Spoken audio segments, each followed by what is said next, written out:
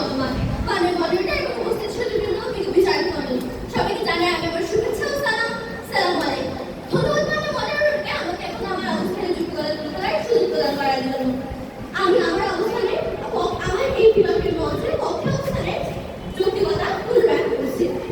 মানের মডেলটা বিপক্ষের মধ্যে বলে গেলেন যে সন্তান সুশিক্ষার অভাবে নাকি মানসিকতার কারণে বিপর্যস্ত হয়। তাহলে আমি তাকে বলতে চাই যে কেউ যদি সিগারেট খাওয়ার কারণে ক্যান্সার আক্রান্ত হয়, সে যদি বলে যে সিগারেট খাওয়ার কারণে আমার ক্যান্সার হয়নি, ক্যান্সার হয়েছে শুধু সিগারেট খাওয়া এটা কোনো ম্যাটার করে না, তাহলে আমি বলবো যে সুশিক্ষাও তাহলে কোনো ম্যাটার করে না। সুশিক্ষা যে আমাদেরকে আমার বিশ্লেষণ করার একটা ছোট গল্প বলতে চাই। গল্পটা আমি পড়েছিলাম শিক্ষার তুমি চিন্তা বইতে। গল্পটি হচ্ছে একজন মদ্যপ মাদকাসক্ত পিতা এবং তার দুই সন্তান ছিল।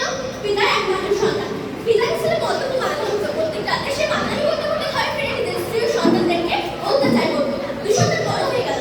যখন প্রথম জনকে জিজ্ঞেস করা হলো যে তুমি এখন কি করছো, তখন সে বলে যে আমি আমার পিতার নেই মদ্যপ মাদকাসক্ত। যখন তাকে কারো জিজ্ঞেস করা হলো, তখন সে বলল যে আমার পিতা ছিলেন মদ্যপ। আমি তাকে কি বা শুনতে পারি। অবসর তাকে যখন জিজ্ঞেস করা হলো, তখন সে বলল আমি একজন সফল ব্যবসায়ী।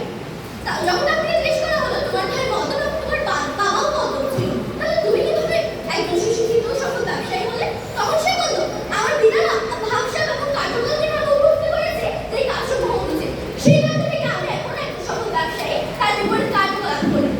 এখানে কি আপনি মানসিকতাকে দোষ দেবেন না, নাকি এটাকে আপনি সুশিক্ষার অভাব বলবেন? একই পরিস্থিতিতে দুই ভাইয়ের মধ্যে একজন সুসন্তান এবং অপরজন কুসন্তান, এটা আপনি কি বলবেন? আচ্ছা, সন্তানের মানসিকতার অবস্থা কোন অবস্থায় পৌঁছালে রাষ্ট্রকে বিনামূল্যে ভরণ পোষণ আইন 2013 পাস করতে হয়েছে।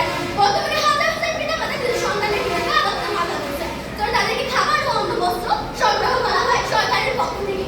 সন্তানের মানসিক অবস্থা এখন কোন পর্যায়ে পৌঁছেছে যে এমন অবস্থা করতে হয়েছে? হার্ভার্ড বিশ্ববিদ্যালয়ে একটা সমীক্ষা দেখা গেছে যে শতকরা 85% মানুষ নিজেদের চাকরি পায় এখানে নিজেদের মানসিকতা বা দৃষ্টিভঙ্গির জন্য, এবং অন্যদের মনে হচ্ছে বাইরে অত্যন্ত সংখ্যাতত্ত্ব তথ্য জানে বলে এবং চালাক বলে। শুধু মানসিকতা খুবই গুরুত্বপূর্ণ একটি বিষয়। WHO অর্থাৎ বিশ্ব স্বাস্থ্য সংস্থার তথ্য অনুযায়ী শতকরা 60% বা তার থেকে বেশি বয়সী মানুষদের মধ্যে 6 জনের মধ্যে মাত্র একজন অর্থাৎ 15.7% মানুষই নিজের পরিবার বা কমিউনিটি দ্বারা অবহেলার শিকার হন।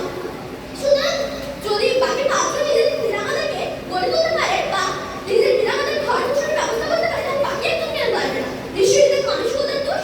পিতামাতাকে দোষ দিতে কোনো লাভ নেই। আপনি পিতামাতাকে দোষ দিয়ে শুধুমাত্র নিজের গায়ে গায়ে ধুলাবালি থাকতে চাইছেন, কিন্তু এটা তো মূল কথা না। আপনাকে এর মূল যুক্তি দিয়ে উপস্থাপন করতে হবে যে কিভাবে একজন মানসিকতার বিকৃতি সম্পন্ন সন্তান অবহেলা না করে থাকতে পারে। অবহেলার মূল কারণ হলো মানসিকতা। অবশ্য সুশিক্ষার কারণে এটা হতে পারে, অথবা অভাব অনটন এসব হতে পারে, তবে অবমাননার ব্যাপারটি আমাদের ব্যাপার না।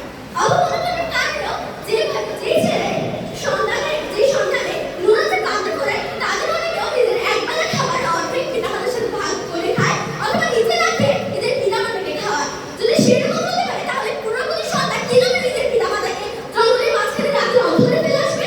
এদিকে আপনারা কি বলবেন? মানসিকতার দোষ না, তাহলে এদিকে সুশিক্ষার অভাব। পরে সবাই যেমনটি আমার পক্ষের দ্বিতীয়